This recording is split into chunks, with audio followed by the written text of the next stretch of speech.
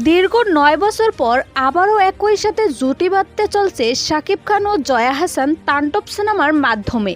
কিন্তু এত বিগ বাজেটের সিনেমার নায়িকা হিসেবে অনেকেই চাচ্ছে না জয়া হাসান থাকুক, অনেকেই করছে সমালোচনা। অবশেষে সেই সমালোচকদের কড়া জবাব দিলেন জয়া হাসান। পরিচালক রায়হান রাফি ও শাকিব খানের আপকামিং সিনেমা তাণ্ডব। অলরেডি সিনেমার বাজেট ও নায়িকা নিয়ে কথা বলছে রাফি। এক ইন্টারভিউতে তিনি জানিয়েছেন, তাণ্ডব বিগ বাজেটের সিনেমা হতে চলছে। জাপান সহ বিভিন্ন দেশে এই সিনেমার শুটিং হবে এবং নায়িকা হিসেবে থাকবে দুজন, যার মধ্যে বাংলাদেশের জনপ্রিয় নায়িকা জয়া হাসানও থাকবে। তার এমন কথার পর অনেকেই সমালোচনা করেন, জয়া হাসান এখন যদি শাকিব খানের সাথে সিনেমা করে তাহলে এতটা ভালো লাগবে না। অনেকেই বলেন শাকিব খান এখন চেঞ্জ হয়ে গেছে, তাই জয়া হাসানের সাথে মানাবে না। তবে এবার এক সংবাদ মাধ্যমে জয়া বলেন, আমি আবারও সুযোগ পেয়েছি শাকিব খানের সাথে জুটি বাঁধার।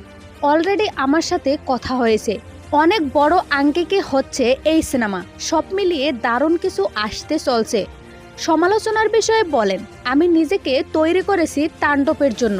অনেকেই অনেক কিছু বলবে, তবে আমি চেষ্টা করব ভালো কিছু করার। সো ভিউয়ার্স, জয়া হাসানকে কেমন লাগবে শাকিব খানের বিপরীতে জানিয়ে দিন কমেন্ট করে।